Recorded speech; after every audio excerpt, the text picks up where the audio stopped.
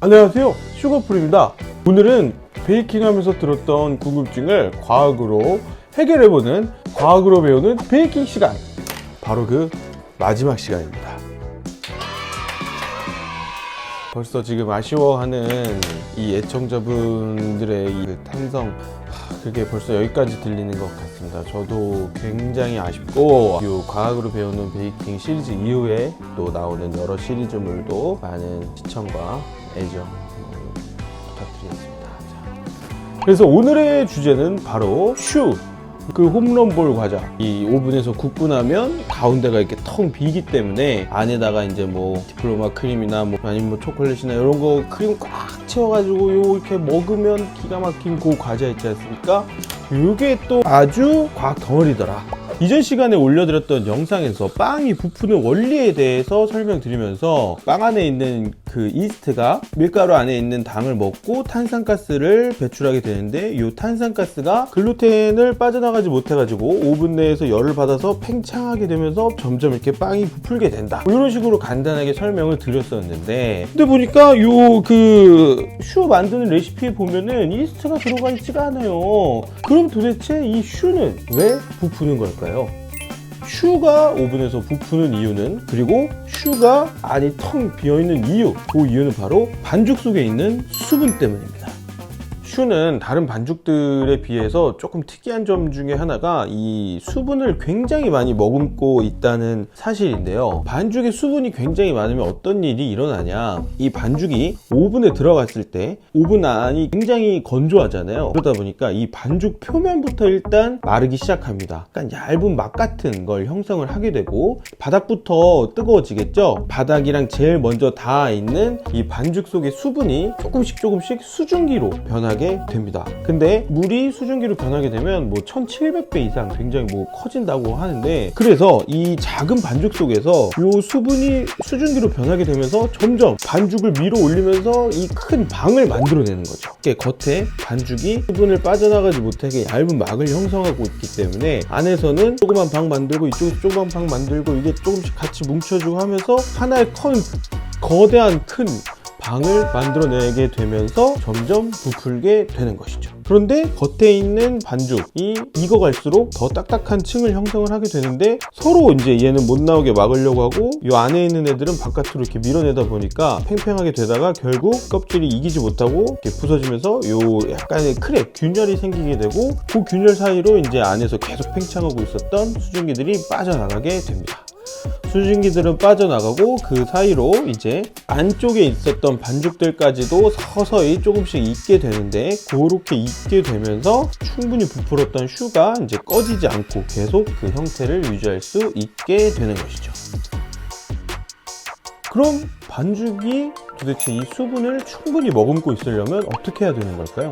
그 과정이 일어나는 것이 바로 전분의 호화 때문입니다. 아마 이제 호화 현상에 대해서 한두 번 정도 들어보신 적 있을 텐데, 슈를 만드는 과정을 한번 생각해 보면 뭐 다른 과자나 빵 만들 때랑은 조금 다르게 뭔가 열을 가해주면서 한다는 그런 특이한 점이 있을 거예요. 물이랑 버터를 먼저 잘 녹여주고 거기에다가 이제 밀가루를 넣고 한 덩어리가 될 때까지, 냄비 바닥에 뭐 이렇게 투명한 뭐 이거 남을 때까지 이게 한번 해보라고 보통 레시피에서 많이 하게 되는데, 그게 뭐냐면 이 밀가루에는 그 아밀로펙틴이라는 당의 구조를 가지고 있습니다. 근데 요 아밀로펙틴이라는 친구가 열을 어느 정도 가해주면 이 구조가 조금씩 서서히 풀어지게 되면서 이 수분을 충분히 머금게 돼요. 그래서 이 수분을 충분히 머금게 되면서 점성이 점점 높아지고, 그러면서 이제 부피가 커지면서 좀 약간 젤리처럼, 약간 겔처럼 변하는 걸 우리가 그 현상을 가지고 호화 현상이라고 합니다. 이 호화 현상은 영어로 찾아보면 젤라티니제이션이라고 나와요.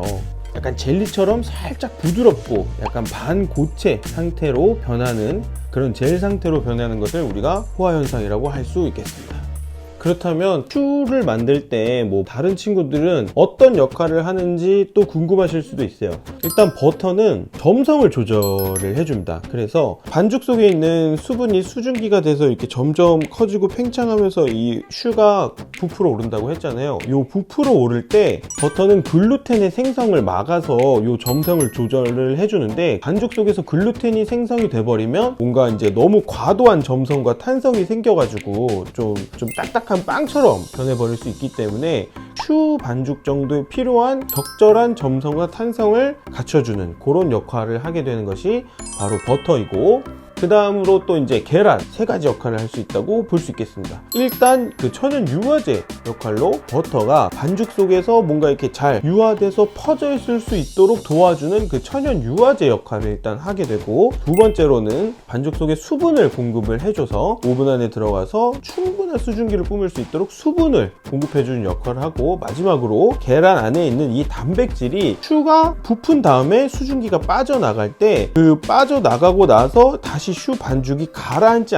않도록 이 슈 전체의 모양을 잡아주는 역할을 하는 것이 바로 계란입니다. 우리가 슈를 구울 때 또 가장 많이 하는 실수 중에 하나가, 충분히 부푼 것 같아서 오븐을 이제 열면은 분명히 이제 오븐 안에서는 슈가 크게 부풀었는데 꺼내고 나서는 슈가 이렇게 가라앉는 경우가 있어요. 그 이유가 반죽이 충분히 익지가 않았던 거예요. 그렇기 때문에 충분히 크게 부푼 것 같고 다 구워진 것 같아서 반죽이 다 익을 때까지 충분한 시간을 주지 않고 중간에 우리가 문을 열게 돼버리면은 이 부풀었던 수증기가 빠져나가게 되면서 아직 다 익지 않은 반죽이 따라서 이렇게 조금씩 쭉 이렇게 푹 꺼져버리게 되는 그런 현상을, 그런 실수를 우리가 또 흔히 할 수 있게 됩니다. 이렇게 우리가 슈를 만들 때 재료 하나하나가 모두 각자의 역할을 아주 충실하게 하고 있기 때문에 속이 텅 빈 이렇게 부풀어 오른 아주 매력적인 과자를 우리가 이제 만날 수가 있는 건데, 바로 이 슈처럼 이 힘든 상황 속에서도 우리 모두 각자의 자리에서 최선을 다할 때 힘든 상황을 거쳐 나갈 수 있게 되지 않을까. 요 과학 컨텐츠는 이 10부작을 마지막으로 이렇게 한번 여러분들께 인사를 드려보도록 하겠습니다. 그동안 댓글 많이 달아주시고 많이 좋아해 주시고 많이 시청해 주셔서 정말 감사드리면서, 또 다음 시리즈 여러분들이 많이 기다리고 있는 이탈리아 친구들이나 뭐 외국인 친구들 좀 사태가 많이 잠잠해지고 하면은 또 재미있는 시리즈로 돌아올 테니까 많이 기대해 주시길 바라면서 감사합니다.